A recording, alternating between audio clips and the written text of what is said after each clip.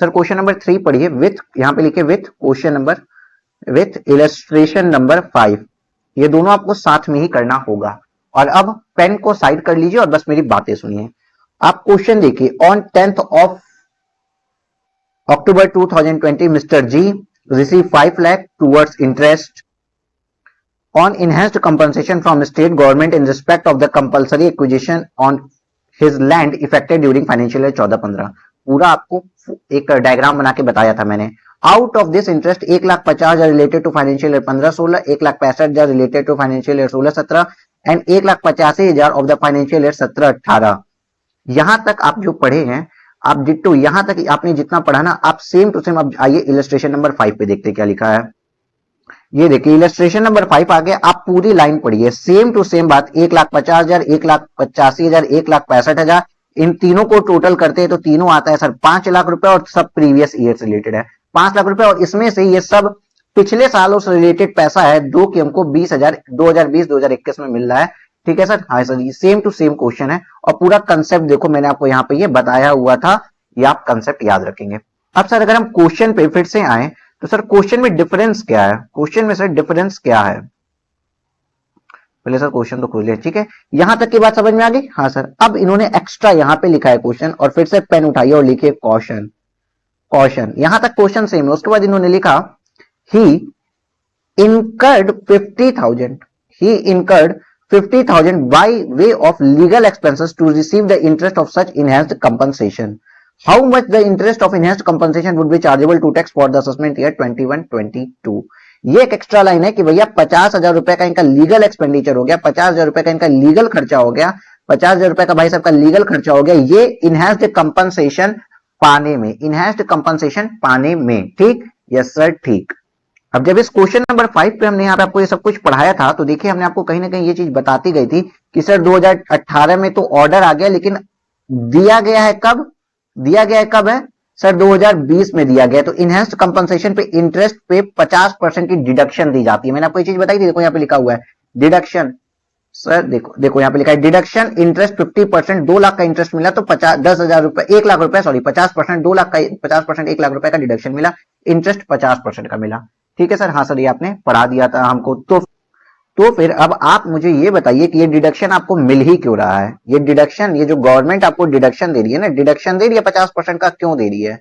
Sir आपने house property head में जब आप पढ़े हैं तो आपने पढ़ा था gross annual value less standard deduction, standard deduction under section 24 जो आपको मिलता है 30% का। हाँ सर, पढ़ा है कि 100 रुपए अगर मेरी ग्रॉस एनुअल वैल्यू आ रही है तो 30 रुपए, 1,000 रुपए ग्रॉस एनुअल वैल्यू आ रही है, 30% हमको डिडक्शन मिलके 1,000 माइनस 30%, 700 रुपए को सर मेरा नेट वैल्यू मानते हैं। तो सर ये 30% क्या है? माना जाता है ना कि उस घर के, किसी भी घर की मेंटेनेंस में कुछ तो खर्चा लगता है, कुछ तो खर्चा मेंटेनेंस में लगता है सर। जैसे सर मान लो आप सर घर पे रह रहे हैं, लेट आउट प्रॉपर्टी, आप उसके रंग करवाते हो, पेंट करवाते हो, कुछ नॉर्मल वियर टियर, दरवाजे की कुंडी टूट गई एंड ऑल दैट, दुनिया भर की चीजें, ये कुछ ना कुछ नॉर्मल मेंटेनेंस का खर्चा मान के 30% डिडक्शन दिया जाता है। उसी तरीके से जब यहाँ पे ये 50% का डिडक्शन आपको दे रहे हैं 1 लाख रुपए में, ये पूरा का पूरा इंटरेस्ट में 50% का डिडक्शन यहाँ दे रहे हैं, तो ये मानते हैं कि ये 50% आपको एक्सपेंसेस के रिगार्डिंग दे रहे हैं, क्योंकि इस मुआवजे को, इस कंपनसेशन को पाने के लिए, ये जो 50 लाख रुपए का कंपनसेशन है, ये पाने में, देखो यहां से यहां तक ये पाने में आपका कुछ खर्चा लगा होगा, कोई एक्सपेंडिचर लगा होगा, आपकी लॉयर की फीस लगी होगी, लीगल फीस लगी होगी, आने जाने का कन्वेंस लगा होगा, वो सारा खर्चा मानते हैं कि 50% रहा होगा, स्टैंडर्ड डिडक्शन दे दिया जाता है। क्लियर? यस सर, क्लियर हो गए। अगेन सर, जब आप इस क्वेश्चन में आते हैं तो इस क्वेश्चन में क्या बताया गया? यहां तक की लाइन तो आपके क्वेश्चन में सेम टू सेम है जैसे कि आपके इलस्ट्रेशन नंबर 5 में है।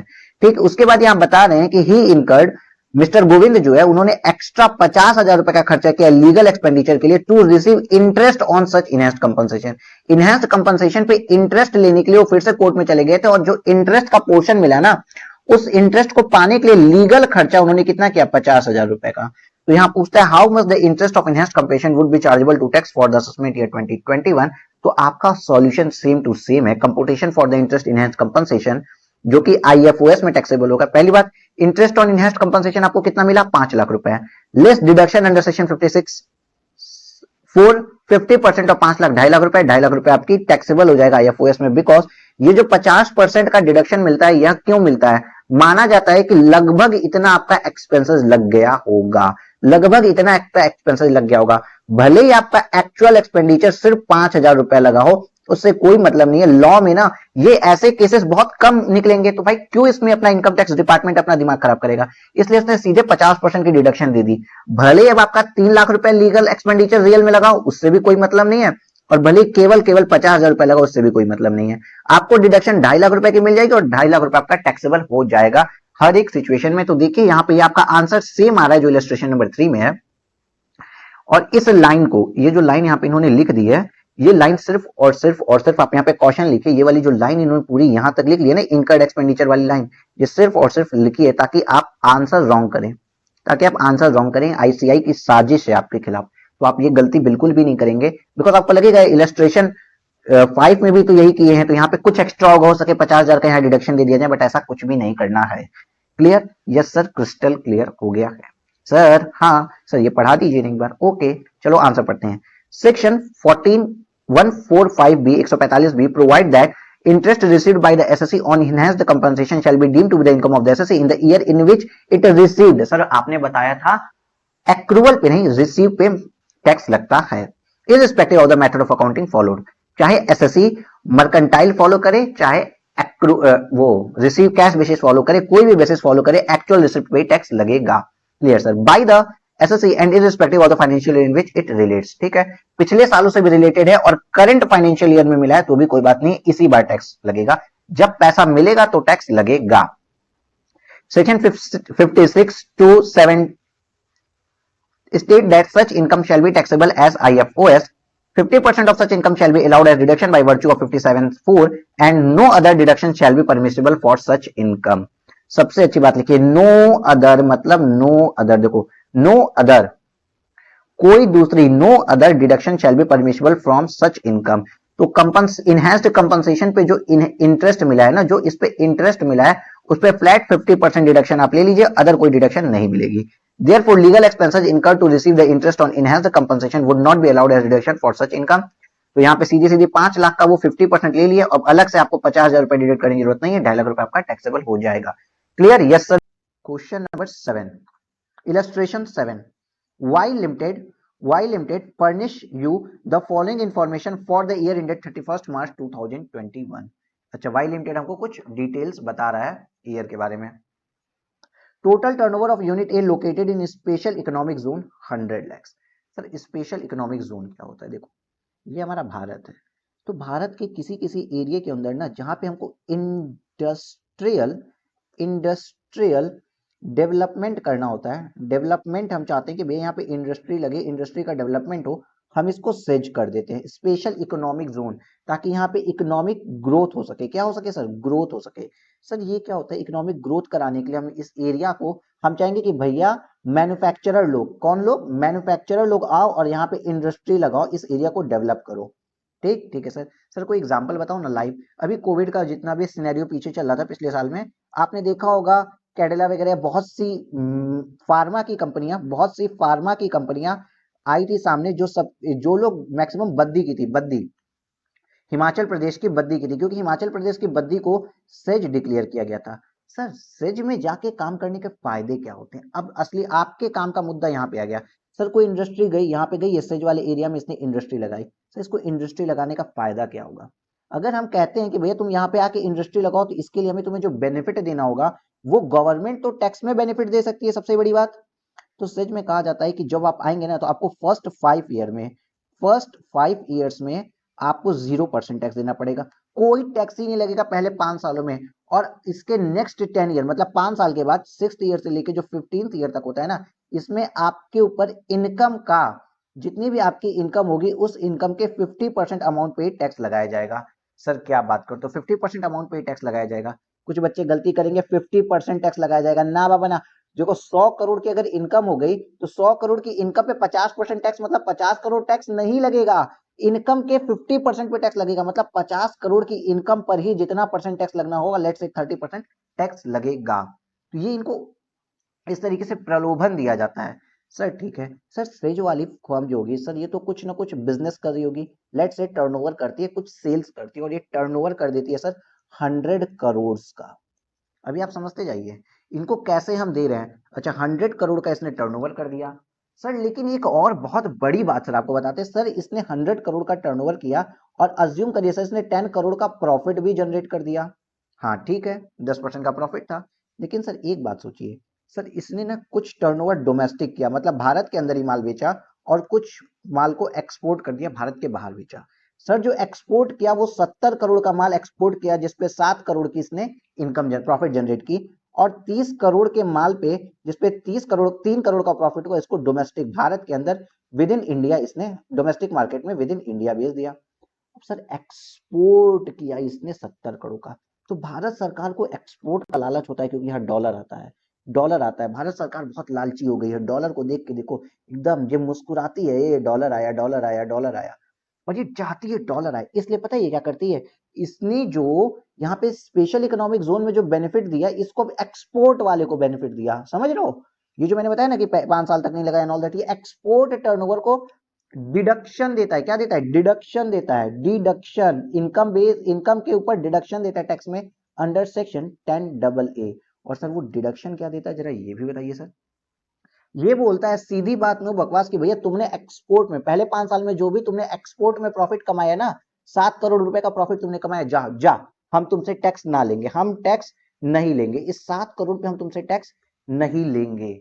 है सर, जितना भी हम एक्सपोर्ट करते हैं पहले 5 सालों में उस एक्सपोर्ट पे होने वाले प्रॉफिट पे हमसे गवर्नमेंट टैक्स नहीं लेती है, चीन नहीं लेती है, इसीलिए स्पेशल इकोनॉमिक जोन में लोग जाके काम कर रहे होते हैं, तो जो एक्सपोर्ट करें तो उनका टैक्स ना लगे। लेकिन डोमेस्टिक जो आपने सेल की ना बाबूजी, इधर देखो जो डोमेस्टिक सेल की, इस डोमेस्टिक सेल पे जो प्रॉफिट हुआ ये 3 करोड़, इस 3 करोड़ पे पूरा टैक्स देना पड़ेगा, फुल टैक्स देना पड़ता है, ये याद रखिएगा आप। ठीक ठीक है सर, मतलब सर इसका क्या कोई फॉर्मूला होता है, आप लोग तो हो नालायक, आपको चाहिए फॉर्मूला, बेसिक्स मैंने आपको समझा दिया। अब फॉर्मूला क्या होता है, देखो फॉर्मूला होता है कि 10AA की डिडक्शन कितनी देनी है, 10AA की डिडक्शन कितनी देनी है, तो इसके लिए फॉर्मूले में कहते हैं भैया पूरा प्रॉफिट मेरा कितना है, 10 करोड़ का प्रॉफिट है, कितना प्रॉफिट है मेरी इस यूनिट का, जो यूनिट मेरी स्पेशल इकोनॉमिक जोन में उसका प्रॉफिट कितना है। अगेन जरा मेरे ब्लैक मार्कर को देखिएगा, हो सकता है मेरी एक यूनिट स्पेशल इकोनॉमिक जोन में और दूसरी स्पेशल इकोनॉमिक जोन में ना हो, नॉर्मल डोमेस्टिक टैरिफ एरिया जिसको कहते हैं, इसको क्या कहते हैं, domestic tariff area, domestic tariff area में हो, तो क्या हम किसके लिए 10AA का डिडक्शन निकालेंगे सर, सिर्फ उस यूनिट के लिए जो सेज में होती है, सिर्फ उस यूनिट के लिए जो सेज में होती है। अगेन सर एक बार और, सिर्फ उस यूनिट के लिए जो सेज में होती है, तो हम यहाँ पे लिखेंगे सेज वाली यूनिट का मेरा प्रॉफिट कितना है, मेरा प्रॉफिट कितना है सेज वाली यूनिट का सर, 10 करोड़ रुपए, मैंने बताया ना 10 करोड़ रुपए का प्रॉफिट है, देखो यहाँ पे 10 करोड़ रुपए का ये आपका प्रॉफिट है। ठीक ठीक है सर, उसके बाद सर इसमें मल्टीप्लाई करते हैं, हमारा एजेंडा है कि हमको केवल एक्सपोर्ट वाले प्रॉफिट पे हमको डिडक्शन देना है, एक्सपोर्ट प्रॉफिट पे डिडक्शन देना है, टोटल प्रॉफिट कितना है इनटू एक्सपोर्ट टर्नओवर, सर मेरा कितना है, export turnover divide by total turnover. अगर आप इसको करेंगे तो देखिए वही यही फॉर्मूला आएगा जो आंसर मैंने आपको बताया, टोटल से यूनिट का मेरा प्रॉफिट था 10 करोड़ रुपए, एक्सपोर्ट टर्नओवर है सर मेरा 70 करोड़ रुपए, और टोटल टर्नओवर सर 100 करोड़ रुपए, लो सर 7 करोड़ का सर आ गया मेरा डिडक्शन, जो मैंने यहाँ पे डायरेक्ट बताया था 7 करोड़ रुपए की गवर्नमेंट 10AA के अंदर एक्सपोर्ट टर्नओवर वाले प्रॉफिट पे ही डिडक्शन देती है। क्लियर सर, क्रिस्टल क्लियर करा दिए हो आप। अब चलो सर पढ़ा दो इलस्ट्रेशन नंबर 7 हमें बड़े अच्छे से। जी बिल्कुल, हम आपको इलस्ट्रेशन 7 पढ़ाएंगे। Total turnover of unit is located in says unit 100 crore, total profit of business unit A 30 lakh रुपए, ये 100 लाख था, 30 लाख रुपए का प्रॉफिट हुआ है, एक्सपोर्ट टर्नओवर ऑफ यूनिट है 50 लाख रुपए। सर 10AA की डिडक्शन निकालनी है, हम आपको अभी बता देते हैं यहाँ पे। Total turnover of unit B located in domestic tariff area 200 lakh, profit from business B 20 lakh, compute deduction under section 10AA for assessment year 21-22 assuming that while Limited commenced operation in SEZ and DTA in the year 2016-17। Sir 2016-17 पहला साल है, तो 2017-18 दूसरा, 2018-19, 2019-20 और 2020-21 previous year 2020-21 पांचवा साल होगा, that is assessment year sir 2021-22 sir पांचवा साल है। और हमने अभी आपको बताया कि पांचवें साल में 100% एक्सपोर्ट टर्नओवर वाली इनकम पे डिडक्शन मिल जाता है। और सर दूसरी बात हमने आपको क्या बताई थी, सिर्फ और सेज यूनिट का ही प्रॉफिट हम लेंगे। यहाँ पे सेज यूनिट का प्रॉफिट कितना है सर, प्रॉफिट सेज यूनिट का कितना है सर 30 लाख, 30 लाख का प्रॉफिट है, और इसका एक्सपोर्ट टर्नओवर है सर 50 लाख रुपए का, और टोटल टर्नओवर है सर 100 लाख रुपीस का। तो एक्सपोर्ट से कितना प्रॉफिट आया होगा, देखो एक्सपोर्ट से कितना प्रॉफिट आया होगा, एक्सपोर्ट से कितना प्रॉफिट आया होगा आप बताएंगे हमें, बताइए बताइए बताइए, जल्दी जल्दी बोलो बाबू। एक्सपोर्ट से सर प्रॉफिट आया होगा आपका, चलिए ऐसे ऐसे काट देते हैं, 15 लाख रुपए का सर प्रॉफिट आ गया होगा एक्सपोर्ट से, और 15 लाख रुपए हमको 10 डबल ई में डिडक्शन मिलेगी। इतना ज्यादा इजी क्वेश्चन था। देखिए आइए इस क्वेश्चन को पढ़ भी लीजिए अब। सॉल्यूशन पे अगर हम जाते हैं 100% profit derived from the export of articles और थिंग्स। अगेन मेरे बाबू प्लीज प्लीज देख लो, एक्सपोर्ट पे ही जा रहा है, आप लोग गलती मत करना, हम बहुत फिल्टर्ड चीजें आपको पढ़ा रहे हैं और सब क्वेश्चन पॉइंट्स के साथ, ठीक है। थिंग्स और services eligible for deduction under section 10 double ए। तो आपने भैया मैन्युफैक्चरिंग की, कुछ एक्सपोर्ट किए आर्टिकल्स को, और सर्विस भी एलिजिबल फॉर डिडक्शन अगर है 10 double A, assuming that financial year 2020 falls within the first 5 year period commencing from the year of manufacturing or production of article or things or provision of service by the unit of such। हमने क्या कहता है, manufacturing की थी, सिर्फ और trading का काम नहीं करते हैं, मैन्युफैक्चरिंग की थी, प्रोडक्शन किया था आर्टिकल्स का, और प्रोविजन फॉर द सर्विस हमने की यूनिट से। As per the 10 double A 7 the profit derive from the export article, सबसे important line, profit derived from export article or things of the service shall be amounted which bears the profit of the business of the undertaking being the unit the same proportion as the export turnover in respect of the article things and service bears to the business carried by the undertaking। कुछ भी नहीं लिखा है, जिस तरीके से मैंने आपको समझाया भैया, टोटल प्रॉफिट उस यूनिट का जो सच में काम करती है, एक्सपोर्ट टर्नओवर, टोटल टर्नओवर, तो आपको केवल और केवल एक्सपोर्ट वाले टर्नओवर का प्रॉफिट निकल के आ गया, जिसपे 10 डबल ए की डिडक्शन मिलेगी, और ये फर्स्ट 5 ईयर के अंदर हम एज्यूम कर रहे हैं, और एक्चुअल में आ भी रहा है, देखो फर्स्ट 5 ईयर के अंदर ही आ जा रहा है, इसलिए 100% डिडक्शन दे दी गई। Clear? Yes sir, crystal clear. Depreciation भी नहीं। नेक्स्ट क्वेश्चन करने के पहले जरा एक फॉर्मेट समझते हैं सर फॉर्मेट क्या? फॉर्मेट भी सर अगेन आपका डेप्रिसिएशन से ही रिलेटेड है। सर इतना डेप्रिसिएशन पढ़ाओगे तो कोर्स कैसे कंप्लीट होगा? आपको परेशान होने की जरूरत नहीं है, कोर्स मेरा कंप्लीट कैसे को हम करा देंगे। देखिए WDV फॉर डेप्रिसिएशन कैलकुलेशन करना है। क्या? WDV for depreciation. आपको 2 मिनट लगेगा, आपको समझना पड़ेगा। लेट से ये कोई ब्लॉक है जो 40% एसेट का है, और ये कोई ब्लॉक है जो 15% एसेट का है, ठीक है? ठीक है सर, हम प्रीवियस ईयर 2021 के लिए बात कर रहे हैं कि अभी हमको डेप्रिसिएशन लगाना है, अभी हमको डेप्रिसिएशन लगाना है, अभी हम लगाए नहीं, अभी हम चार्ज नहीं किए, डेप्रिसिएशन लगाना है। और मान लो मेरा बिजनेस कहीं 2008 से चले आ रहा था, तो अब हम डेप्रिसिएशन कैसे लगाएं? देखिए सबसे पहले हम यहाँ पे क्या करेंगे, हम पहले देखेंगे कि मेरी ओपनिंग WDV भी होगी, इसके पहले जो असेट्स मेरे पास थी उसकी ओपनिंग WDV कुछ तो होगी ना मेरे पास। हाँ सर ओपनिंग WDV होगी, इसमें अब हम ऐड करते हैं, ओपनिंग WDV में हम ऐड करते हैं एक्चुअल असेट्स या इसको कहिए actual cost of asset, actual cost of assets purchased, जो असेट हम परचेज किए उसकी कॉस्ट क्या है। लेकिन इसको 2 पार्ट में सर ऐड करते हैं। पहला तो sir asset put to use 180 days और मोर, 180 डेज और मोर वाली एक असेट्स हो गई, और सर दूसरी put to use less than 180 days वाली। सर लेस देन 180 डेज, ये पूरा फॉर्मेट हम आपको बता रहे हैं किस तरीके से आप डेप्रिसिएशन निकालेंगे। तो सर यहाँ पे ये put to use one total asset जो 180 दिन से ज्यादा खरीदे, जो 180 दिन से ज्यादा यूज किए, 180 दिन से कम यूज किए, ये पूरा ब्लॉक वाइज है। अगर कोई 25% ब्लॉक का है तो उसको भी यहीं पैसे लिखते जाएंगे, ठीक है सर? ठीक है सर, जो 180 दिन से ज्यादा यूज हुई इस पे डेप्रिसिएशन फुल रेट से चार्ज होगा, और सर जो 180 दिन से कम यूज की हैं उस पे हाफ रेट से डेप्रिसिएशन चार्ज होगा, इसलिए हम अभी इसको यहां बाइफरकेट कर देते हैं। लेकिन सर एक चीज और, असेट एक्वायर्ड, एक और असेट आ गई sir, asset acquired but not put to use. मैंने आपको बताया था ना फैब 2020 में खरीदे लेकिन कोरोना कारण असेट यूज नहीं कर पाए, acquired but not put to use, not put to use. इस करंट फाइनेंशियल ईयर में अगर हम पुट टू यूज नहीं किए हैं तो भैया गलती से भी इस पे कोई डेप्रिसिएशन आप नहीं लगाएंगे, और मेरे साथ अभी आप लिखेंगे नहीं, बाद में आपको पॉज करके ही लिखना है, अभी आप मेरे साथ बिल्कुल भी नहीं लिखेंगे, ठीक है सर? ठीक है सर, इतना होने के बाद ना अब आपका ये एसेट जोड़ने के बाद, मान लो 2 रुपए की पहले थी, 1 रुपए की आप खरीदे 3 रुपए, ये आपकी हर एक ब्लॉक की वैल्यू आ जाएगी। क्लियर है? हाँ सर यहां तक तो क्लियर है, ऐसे ब्लॉक की वैल्यू आ जाएगी। अब क्या सर, अब इसके बाद आप यहां पे एक और चीज लिखेंगे, लेस। सर लेस क्या करवा रहे हो सर? लेस मनी पेबल है। सर ये क्या होता है सर मनी पेबल? हमको किसी को कुछ पैसा देना पड़ेगा क्या? ओहो, स्पेलिंग सच में गलत लिखते हो। अरे कहीं कहीं थोड़ी बड़ी स्पेलिंग गलत होगी तो आप इग्नोर कर देना।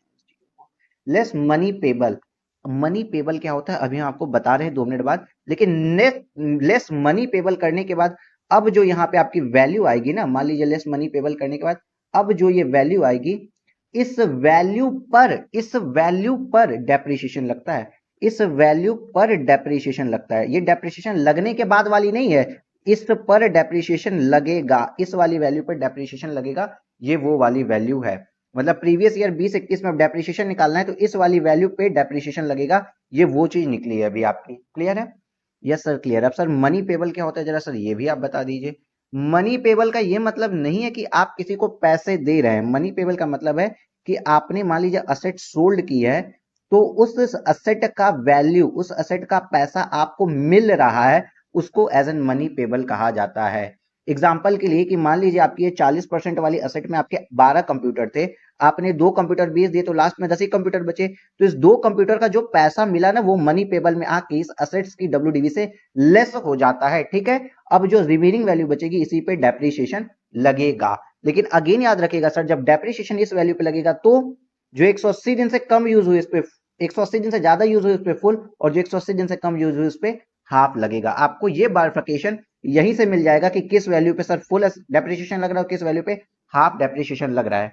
इसके ऊपर अभी भी आपका कोई क्वेश्चन होगा तो वो आगे वाले कोई डाउट रह जाएगा तो आगे आने वाले क्वेश्चंस में सॉल्व हो जाएगा, लेकिन अभी उतना ही समझिए जितना आपको समझाया जा रहा है। अच्छा, आपने तो कैपिटल गेन पढ़ लिया सर, कैपिटल गेन पढ़ा था तो आपने कहीं ना कहीं पढ़ा था ना सर, कैपिटल गेन भी आता था, याद है? कैपिटल गेन तो आप सभी नालायकों ने पढ़ ही लिया है।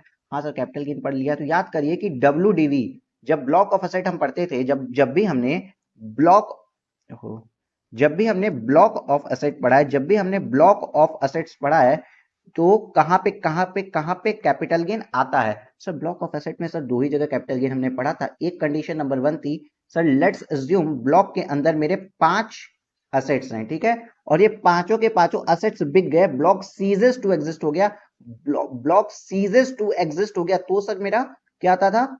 कैपिटल गेन आता था। और सर दूसरी कंडीशन क्या होती थी कि एज्यूम करिए सर 3 ही असेट है, लेकिन 3 असेट्स की वैल्यू है 30,000 रुपीज, और इसमें से 2 असेट बिक गए 50,000 रुपीज के सर, तो यहाँ पे आ जाएगा सर 20,000 रुपीज। अगर इंडिविजुअल एसेट या मोर देन 1 असेट की सेल्स वैल्यू अगर टोटल ब्लॉक की वैल्यू से एक्सीड कर गई, यहाँ 20,000 रुपए, तीनों एसेट की कीमत ही 30,000 थी, 2 असेट 50,000 में बिक गए तो 20,000 रुपए कैपिटल गेन में चल जाएगा, और जो रिमेनिंग एक असेट बचेगी उसका डब्ल्यूडीवी कितना हो जाएगा? बोलो बोलो बोलो बोलो, नील हो जाएगा सर, नील।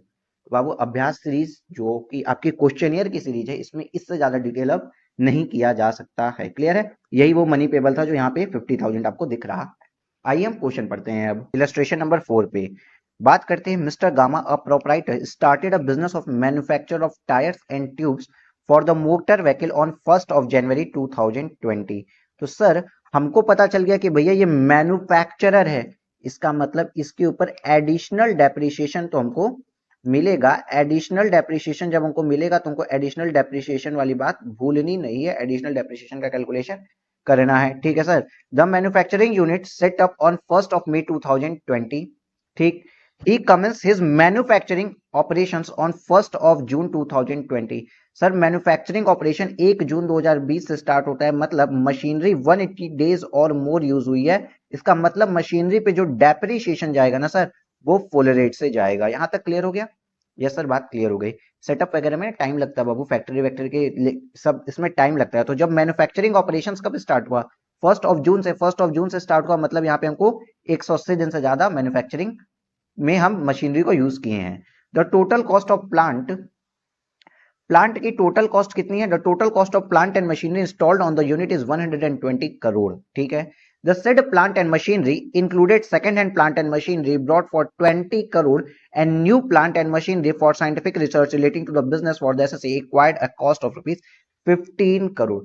देखिए आपको एक बात बताना था, देखो साइंटिफिक रिसर्च, आपने ये देखा ना, ये वर्ड आ रहा है साइंटिफिक रिसर्च, तो हमारा इसी चैप्टर में 35 सेक्शन नंबर 35 बोलता है कि अगर कोई भी मशीनरी जो है ना, कोई भी मशीनरी अगर हम साइंटिफिक रिसर्च के लिए यूज करते हैं, साइंटिफिक रिसर्च आपको अगली क्लास में बहुत डिटेल में बताया जाएगा, बट अभी आप बेसिक समझिए, अगर किसी मशीनरी को साइंटिफिक रिसर्च के लिए हम यूज करते हैं तो इस पे 100% डिडक्शन मिलता है। मतलब सर आपने कोई मशीन खरीदी, आपने मान लीजिए मशीन खरीदी तो पी एंड एल में आप डायरेक्ट टू मशीन 100 करोड़ रुपए डाल दो। 100 करोड़ की अगर मशीन खरीदी, कोई जरूरत नहीं है साइंटिफिक रिसर्च वाली मशीन को असेट में दिखा के उस पर डेप्रिसिएशन क्लेम करने की। डायरेक्ट पी एंड एल में आप 100 करोड़ से उस पर क्लेम मार सकते हैं, सीधी बात, नो बकवास। तो साइंटिफिक रिसर्च वाली मशीन पे आप डायरेक्टली क्लेम कर सकते हैं। ठीक ठीक है, तो चलो सर यहां तक की बात तो समझ में आ गई। अभी तक के हिसाब से हमने 120 करोड़ की मशीनरी इंस्टॉल्ड की है। इस 120 करोड़ में सर हमारा 15 करोड़ का साइंटिफिक रिसर्च वाली मशीनरी थी। सर इस 100 हमने अभी तक 120 करोड़ की सर मशीनरी ली है। इस 120 करोड़ में सर 15 करोड़ तो सर हमारी साइंटिफिक रिसर्च वाली मशीनरी है। और सर सेकंड हैंड मशीनरी भी कुछ है ना sir. Sir second hand machinery 20 crore की सर इसमें सेकंड हैंड मशीनरी है। 20 करोड़ की सर सेकंड हैंड मशीनरी है। तो हमने जब एडिशनल डेप्रिसिएशन पढ़ा था, आपको अच्छे से याद होगा, जहां हमने एडिशनल डेप्रिसिएशन पढ़ा था, हमने बोला था कि सेकंड हैंड मशीनरी पे एडिशनल डेप्रिसिएशन नहीं मिलता है, और कहीं और इनकम टैक्स एक्ट में किसी सेक्शन में अगर किसी मशीनरी पे कोई और डिडक्शन मिलता हो तो उस पे भी एडिशनल डेप्रिसिएशन नहीं मिलता है। तो अगर हम देखें तो सर इस 120 करोड़ में, कहां गया सर, अगर हम देखें तो इस 120 करोड़ रुपए में जो ये सर 12, सर ये जो 20 करोड़ का सर सेकंड हैंड मशीनरी है इस पे भी हमको एडिशनल डेप्रिसिएशन नहीं मिलेगा। और 15 करोड़ सर जो पूरा का पूरा 35 सेक्शन 35 के अंदर साइंटिफिक रिसर्च के कारण डिडक्ट हो गया, इस पे भी हमको एडिशनल डेप्रिसिएशन नहीं मिलेगा। तो सर 125 120 करोड़ माइनस 20 करोड़ और माइनस 15 करोड़, टोटल कितना आता है जरा बताइए आप लोग, जरा बताइए टोटल कितना आता है सर, कितना आता है सर? यार निकालना ही पड़ेगा क्या? 105 नहीं, कैलकुलेटर भैया नहीं मिलते हैं, कभी कभी तो दिक्कत हो जाती है। 120 minus 20 minus 15 that is 85 crore आएगा सर। 85 करोड़ पे ही हमको एडिशनल डेप्रिसिएशन मिलेगा। और एडिशनल डेप्रिसिएशन 85 करोड़ पे कितना मिलेगा सर? 120 दिन से ज्यादा यूज हुए हैं तो 20% मिलेगा, तो मतलब 85 का 0.20 सर डेप्रिसिएशन जाएगा मेरा। 17 करोड़ का सर हमको एडिशनल डेप्रिसिएशन मिल जाएगा। देखो अभी तक की बात यही समझ में आ गई। क्वेश्चन पढ़ते पढ़े, compute the amount of depreciation allowable under section 32 of the income tax act 1961 in respect of the assessment year 21-22. Assume that all the assets were purchased by way of account paycheck or Mr. Gama has not opted for the provision of section 115 BAC. Sir ये तो 115 BAC भी हर जगह लिख देता है और ये भी बता देता है कि असेट जो है अकाउंट पे ही चेक से हुई है। ठीक है सर, इसका मतलब अब डेप्रिसिएशन आप अच्छे से लगा सकते हैं। तो सर 120 करोड़ वाली जो असेट है इस पे डेप्रिसिएशन मिलेगा, लेकिन जो असेट हमको 35 एडी में, सॉरी 35 में, सेक्शन 35 में जो साइंटिफिक रिसर्च के लिए गए, वो तो हमने आपने बताया डायरेक्ट पीएल से हम कर देते हैं, वो तो बैलेंस शीट के मेरे असेट साइड में गई नहीं, इसका मतलब उस पर डेप्रिसिएशन नहीं मिलेगा। जिसका मतलब सर 20 करोड़ वाली असेट पे जो साइंटिफिक रिसर्च के लिए यूज हुई है, सॉरी वो 15 करोड़ वाली, जो 15 करोड़ वाली असेट जो सर साइंटिफिक रिसर्च के लिए यूज हुई है उस पे हमको डेप्रिसिएशन नहीं मिलेगा। मतलब सर 105 करोड़ की असेट पे हमको डेप्रिसिएशन मिलेगा। 105 करोड़ का 15% कितना होता है बताइए? 105 करोड़ का 15% कितना होता है जल्दी बताओ? 15.75 करोड़ का सर हमको यहाँ पे डेप्रिसिएशन मिलेगा। और सर एडिशनल डेप्रिसिएशन के लिए भी आपने बताया 120 करोड़ में 15 करोड़ सेकंड हैंड वाली मशीनरी, सॉरी 120 करोड़ में 15 करोड़ जो साइंटिफिक रिसर्च में चला गया और 20 करोड़ जो सेकंड हैंड वाली मशीनरी उस पे नहीं मिलेगा। मतलब 85 करोड़ पे 20% का एडिशनल डेप्रिसिएशन मिलेगा, जो आ रहा है सर मेरा 17 करोड़। सर टोटल कितना आ रहा है मेरा? इन दोनों का टोटल अगर आप बताइए तो 15 प्लस 17 दैट इज 32.75 करोड़ का सर हमको डेप्रिसिएशन मिलेगा इस ईयर में, ईयर 21-22 में। सर यही मेरा आंसर है। देखते हैं क्या मेरा आंसर सही है। आइए, computation of depreciation over under section assessment year 21-22 in hands of the Mr. Gama. Total cost of plant and machinery 120 crore की है, used for scientific research। ये नोट 1। बाबू एक बात बता रहा हूँ, नेक्स्ट क्लास में इस पूरा ये सेक्शन आपको समझाने में बहुत ज्यादा टाइम लग जाएगा, इसलिए अभी नहीं बता रहे, हैवी हो जाएगा आज आपके लिए। और 30 to 40 मिनट्स की क्लास छोटी छोटी इसलिए बना रहे हैं जिससे आपको सब कुछ याद रहे, आपको ना ये फियर ना आए, क्योंकि पीजीबीपी लिटरली बता रहा हूँ बहुत से बच्चे छोड़ के चल जाते हैं, बहुत ज्यादा बच्चों का परसेंटेज होता है छोड़ के जाते हैं पीजीबीपी। हम नहीं चाहते आप भी छोड़ के जाओ। तो 105 करोड़ रुपए पे हमको 15% का टैक्स लगेगा सर। 105 करोड़ रुपए क्यों? साइंटिफिक रिसर्च वाले 35 के अंदर चला गया इसलिए इसको हटा देंगे, ये पूरा पीएनएल में जा चुका है। तो 105 करोड़ पे 15% कितना आया? 15.75। अब सर एडिशनल डेप्रिसिएशन हमको किस पे मिलता है? कॉस्ट ऑफ प्लांट 120 लाख, इसमें second hand plant and machinery हटा देते हैं, और plant and machinery for used for scientific research the whole of the actual cost of which is allowable as deduction under section 35, उसको 15 करोड़ को हटा दिए तो 35 करोड़ डिडक्ट होगा, तो 85 करोड़ पे हमको एडिशनल डेप्रिसिएशन 20% मिल गया, 17 crore. Depreciation for assessment year 21-22 आपका आ रहा है 32.75 करोड़, 32.75 करोड़। सर क्या हमने आपको कुछ भी अलग बताया था? इतना इजी क्वेश्चन है बाबू, ये इतना इजी क्वेश्चन है। देखो आपको इतना इजी तरीके से हमने बताया। और इस सेक्शन में लिखा ही क्या है सर? इस सेक्शन में सीधी बात ये लिखी है कि अगर जैसे मान लीजिए आपको कहीं पे और सेक्शन 35 में आपको अगर किसी असेट की कॉस्ट पूरी की पूरी अलाउड हो चुकी है, किसी असेट की कॉस्ट पूरी अलाउड हो चुकी है, तो उसको आप अगेन डेप्रिसिएशन में अलाउड नहीं ले सकते, क्योंकि पहले से आप कहीं और उसका बेनिफिट ले चुके। इतनी छोटी सी बात लिखी है, आपको कल इसको और अच्छे से समझा देंगे नेक्स्ट क्लास में। ठीक है सर। अब देखिए सर नोट्स, जो इंपॉर्टेंट नोट्स हैं, as per section 35(2)(4) no depreciation shall be allowed in respect of plant and machinery purchased for scientific research relating to the एसएससी's business since deduction is allowable under section 35 in respect of such capital expenditure. वही बात लिखी है कि 35 के अंदर जो capital research, scientific research वाला जो खर्चा था, उस पर डेप्रिसिएशन नहीं जाएगा। दूसरी कहानी इन्होंने क्या लिख दी? दूसरी कहानी अगर आप यहाँ पे देखें तो दूसरी कहानी आप ऐसा देखो बाबू, जिस तरीके से हमने आपको पढ़ाया, क्योंकि इतना बड़ा तो आप भी वहां नहीं लिख नहीं पाओगे, लिखते रह जाएंगे फिर तो आप। नोट है ये। तो as per section 32(1)(2) additional depreciation is allowed in case of any new machinery और plant and machinery acquired after 31 March 2015 by an SSC engaged in, क्योंकि ये सेक्शन 2005 के बाद आई थी।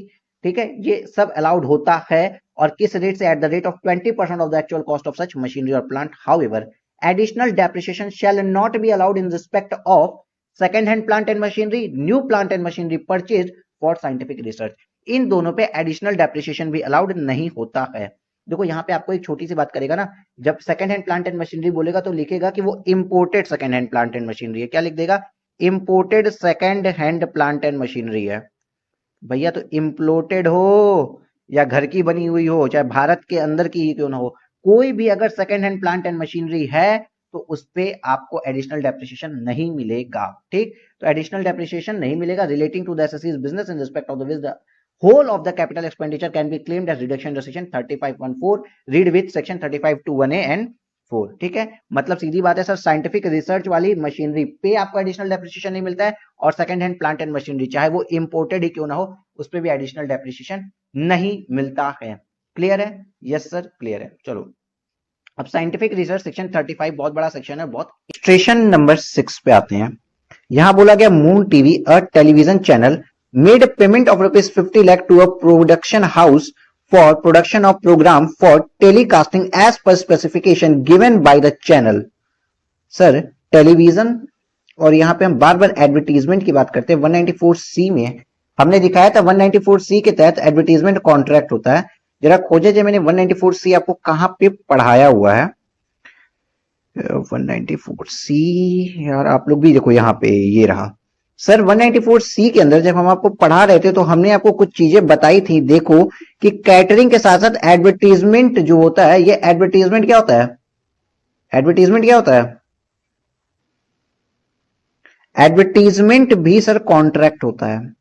और हमने देखो यहाँ पे जब ट्रांसपोर्ट के बारे में तो पूरा बता दिया, एडवर्टीजमेंट के बारे में हमने बहुत कुछ नहीं बताया था, तो वो अब हम आपको बताने जा रहे हैं एडवर्टीजमेंट के बारे में। देखो हुआ क्या, एग्जाम्पल लेते हैं कि आप एडवर्टीजमेंट चाहते हैं, आप चाहते हैं कि कुछ आपको एडवर्टीजमेंट कराना है, आप इतने खुश मिजाज इंसान हैं, तो एडवर्टीजमेंट आप क्या चाहेंगे? चैनल पे हो, मान लो स्टार टीवी पे आपको चाहिए एडवर्टीजमेंट, स्टार टीवी पे आप एडवर्टीजमेंट कराते हैं, बट ये जो एडवर्टीजमेंट इस पे टेलीकास्ट या ब्रॉडकास्ट होती है ना, टेलीकास्टिंग या ब्रॉडकास्टिंग दिखती है, स्टार टीवी थोड़ी बैठ के शूटिंग करती है, वो तो सर कोई एडवर्टीजमेंट हाउस कर रहा होता है।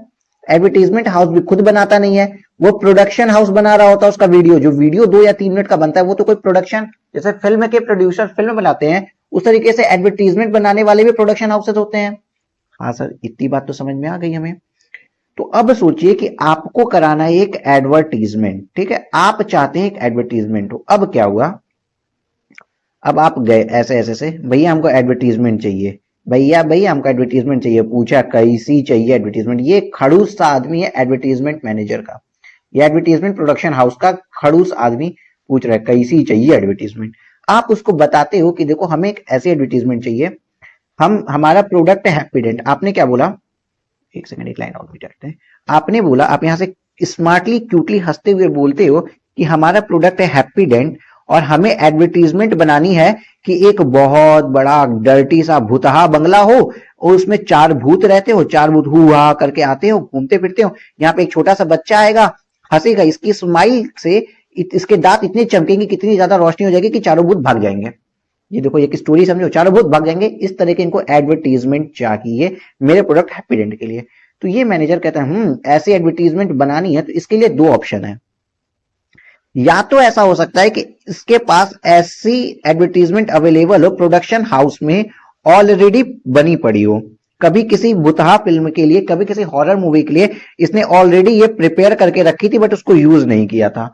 तो क्या करे, कहे भाई तुम्हें ऐसी एडवर्टीजमेंट चाहिए, ये कहेगा तुमको ऐसी एडवर्टीजमेंट चाहिए, आप कहोगे हाँ, कहेगा ये ले जाओ, मेरे पास ऑलरेडी प्रिपेयर्ड है, ऐसी एक एडवर्टीजमेंट हम बना के रखे हैं, ये ले जाओ। इसको ये सोल्ड कर देगा, 2 लाख रुपए मान लो इसने लिए या 20 लाख रुपए लिए और सोल्ड कर दिया। इसके आपको राइट्स भी पकड़ा दिए कि आगे कभी भी टेलीकास्टिंग राइट वगैरह भी आप ही के पास आ जाएंगे।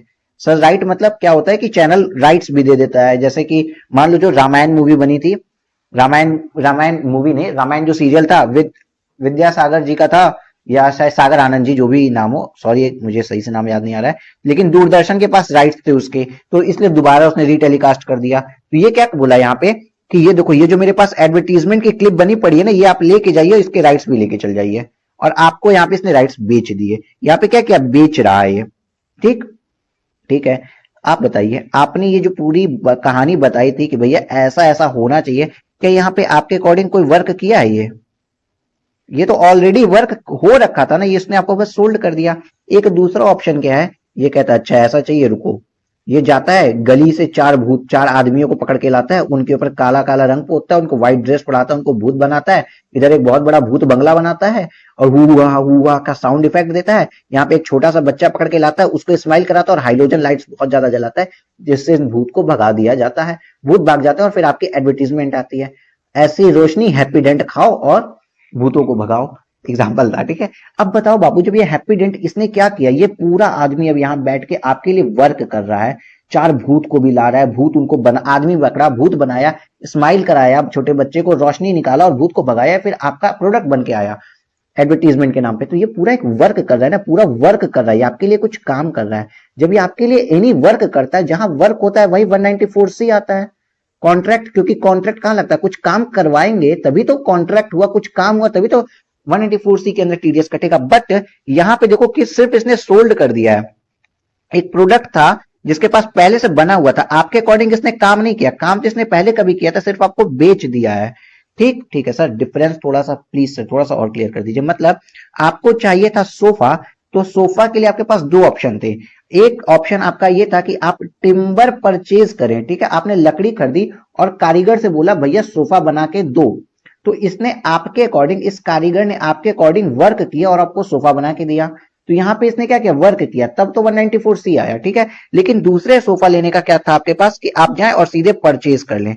तो ये वाला जो सीन था, इसमें आपने एडवर्टीजमेंट सीधा परचेज कर ली है, ठीक। तो सर यहां पे जहां पे पहले से पड़ा हुआ था 194C नहीं आता है, और इस वाले ऑप्शन में जहां पे प्रोडक्शन हाउस ने आपके हिसाब से काम किया, कुछ वर्क हुआ, वहां पे जब आप इस प्रोडक्शन हाउस को, ये देखो यहां पे आपको ना, जब आप यहां पे आके इस प्रोडक्शन हाउस को कोई भी पेमेंट करोगे तो 194C के अंदर यहां पे आपको टीडीएस काटना पड़ेगा।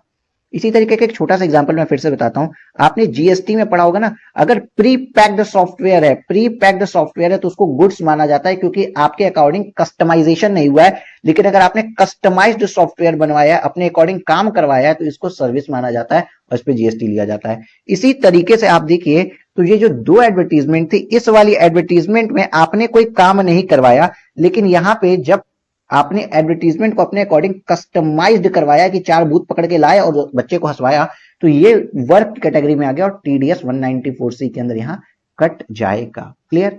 यस सर, क्रिस्टल क्लियर हो गया है। सर अब क्वेश्चन को भी पढ़ा दीजिए। आइए आपको क्वेश्चन भी पढ़ा दिया जाता है। क्वेश्चन ये रहा आपका, और इलस्ट्रेशन नंबर 5 था, कैलकुलेट करना था amount of tax to be deducted at source on payment of, अरे क्वेश्चन नंबर 5 नहीं था, 5 तो मिट चुका है, क्वेश्चन नंबर 6 था। चलो 5 का लग रहा है वो थोड़ा क्लियर हो गया होगा, 5 कोई बात नहीं। इलस्ट्रेशन नंबर 6 कहते हैं, moon TV a television channel made payment to 50 lakh to a production house for production of program for telecasting as per the specification given by the channel.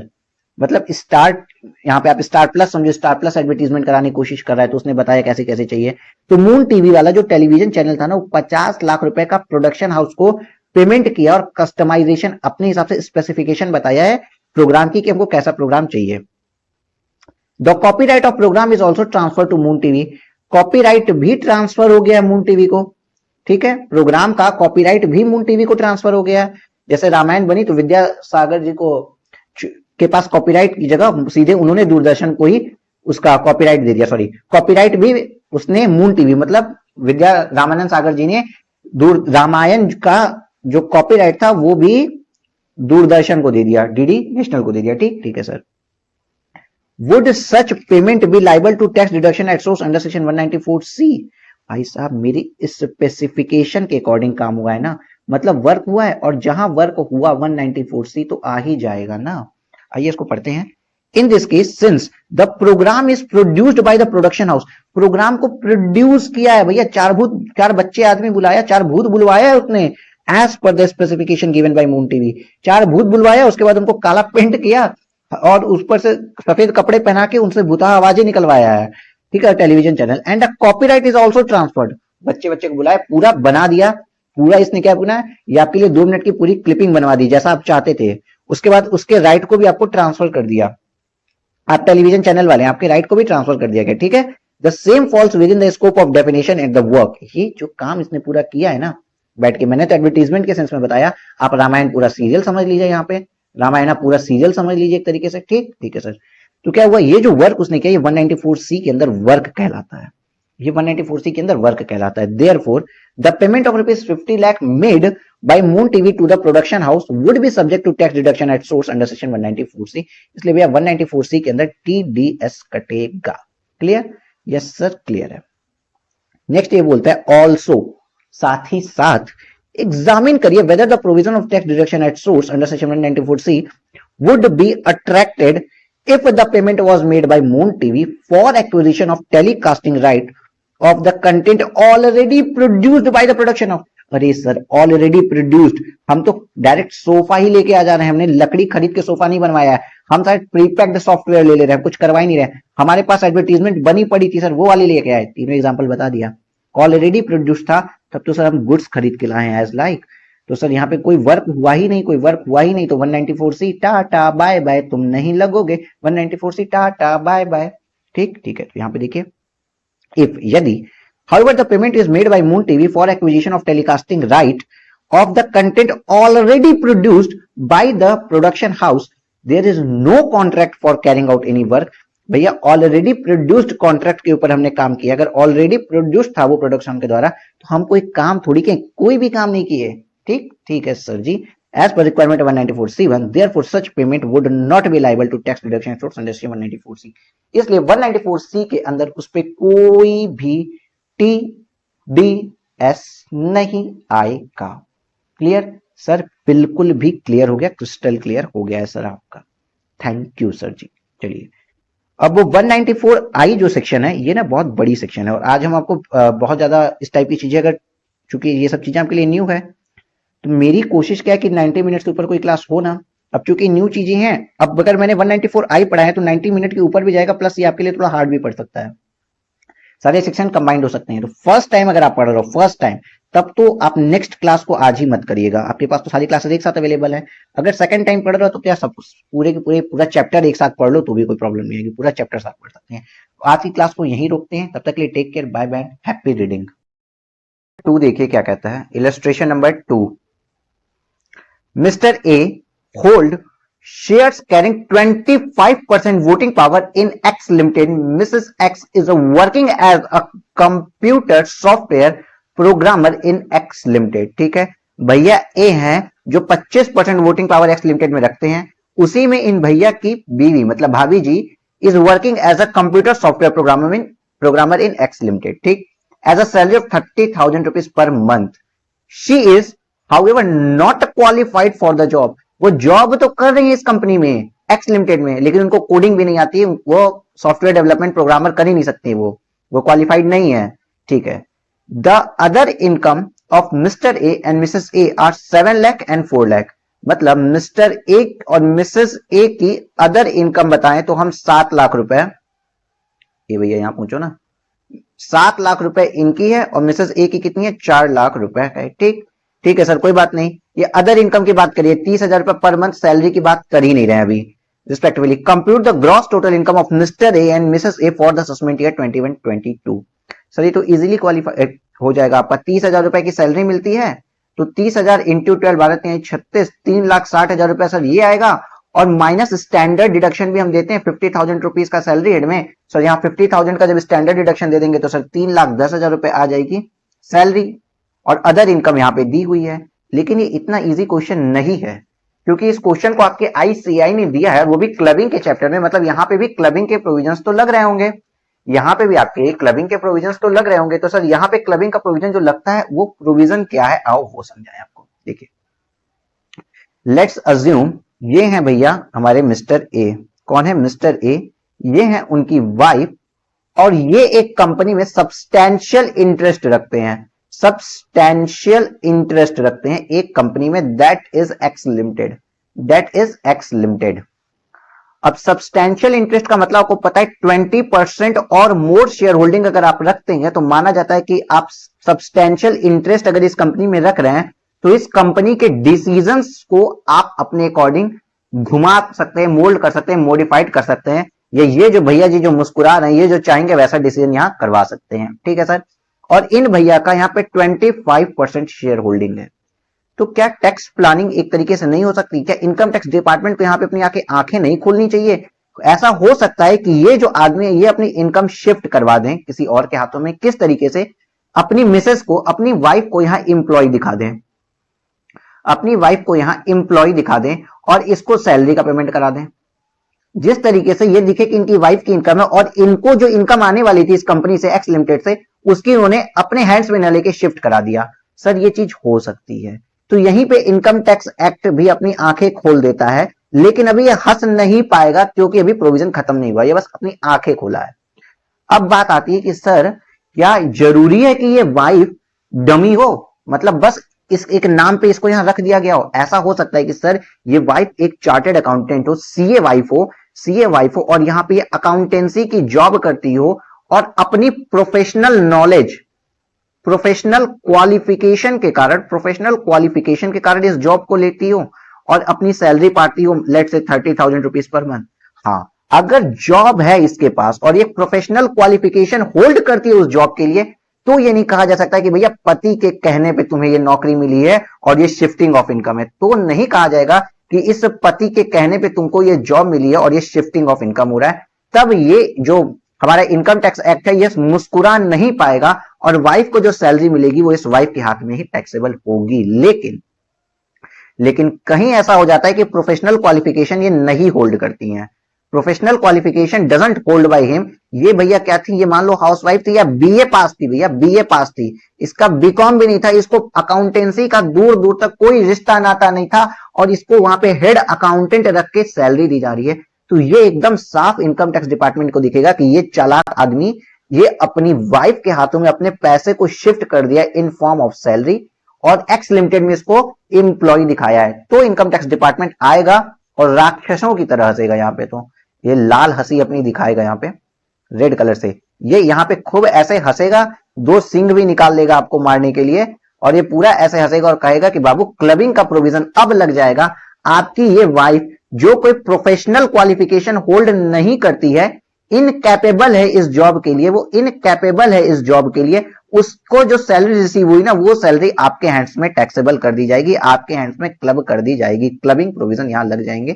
ये बात आपको इनकम टैक्स एक्ट ने बता दी। ठीक है। तो अब यहां पे अगर देखें, अदर इनकम की बात छोड़ दें, मिस्टर ए की जो वाइफ थी वो कोई भी क्वालिफिकेशन होल्ड ही नहीं करती थी कि एक्स लिमिटेड में जॉब करें। सेम बात तो हुई ना, कोई क्वालिफिकेशन या होल्ड नहीं करती थी। इसका मतलब ये जो सैलरी का अमाउंट है ये किसके हाथ में क्लब होगा? मिस्टर ए के हाथ में क्लब हो जाएगा। क्लियर? तो मिस्टर ए के हाथ में क्या क्लब होगा? 7 लाख रुपए ये क्लब होंगे, 3,10,000 रुपए ये होंगे, तो 10,10,000 रुपए पे मिस्टर ए टैक्स भरेंगे और जो अदर इनकम 4 लाख रुपए की मिसेस ए के हाथ में है वो इंडिविजुअली मिसेस ए के हाथ में ही टैक्सेबल होगी। Clear sir? क्लियर है। इस पिक्चर के फॉर्मेट से आप एक बार में समझ चुके हैं। आइए सॉल्यूशन आपको पढ़ा दें एक बार। Mr. A holds shares carrying 25% voting power in X Limited, that is substantial interest in the company. Company में substantial interest hold करता है बंदा। His wife is working in the same company without any professional qualification, बिना किसी professional qualification के वहां काम कर रही है उसकी पत्नी for the same.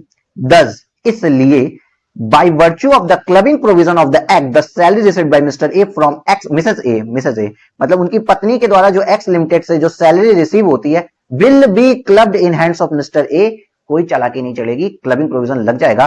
तो computation of gross total income of mister A अगर करेंगे तो salary received by Mrs A 30,000 रुपए 12 महीनों के लिए 3,60,000 स्टैंडर्ड डिडक्शन आपको हमेशा देना है, हमेशा के हमेशा 50,000 की स्टैंडर्ड डिडक्शन देने के बाद 3,10,000 टैक्सेबल अमाउंट ऑफ सैलरी आया। इसके बाद अदर इनकम इनकी 7 लाख रुपए की, तो 10,10,000 रुपए का इनके लिए ग्रॉस टोटल इनकम आ जाएगा। ठीक, gross total income of Mrs A 4 lakh रुपए। ऊपर कुछ अलग बताया था क्या? नहीं सर, यहाँ पे आपने 4 लाख बताया था और यहाँ पे 10,10,000 रुपए बताया था। इतना इजी क्वेश्चन है, लेकिन यहीं पे आया ट्विस्ट, जहां पे विल योर आंसर भी है। Mister Shivam, a retail trader of Cochin, gives the following trading and profit and loss account for the year ended 31 March 2021। Sir पहली बात ये रिटेल ट्रेडर है, मतलब एडिशनल डेप्रिसिएशन नहीं मिलेगा। No means no. Okay sir ji. अब trading profit and loss account को इसके पढ़ते हैं। सर देखिए, जब भी आपका इस तरीके का क्वेश्चन आएगा ये लगभग 14 मार्क्स में आएगा और इसमें रीडिंग टाइम सबसे ज्यादा खराब होता है और कुछ बच्चे टाइम बचाने के लिए ये नहीं पढ़ते हैं, प्रॉफिट एंड लॉस अकाउंट नहीं पढ़ते हैं, एडजस्टमेंट डायरेक्ट पढ़ते हैं, बट नहीं करना है। मेरी बात मानिएगा और तुरंत आप पहले प्रॉफिट एंड लॉस अकाउंट पढ़िएगा, एक एक लाइन। टू ओपनिंग स्टॉक 90,000 की दिया है, टू परचेजेस 1,10,400 की दिया है, नहीं 1,10,04,000 की दिया है। ठीक है, ग्रॉस प्रॉफिट 3,03,600, सेल्स दिया है, क्लोजिंग स्टॉक दिया है, उसके बाद to salary, to rent and rates, interest on loan, depreciation, printing stationery, postage and telegram, loss on sale of share short term 8100 रुपए का।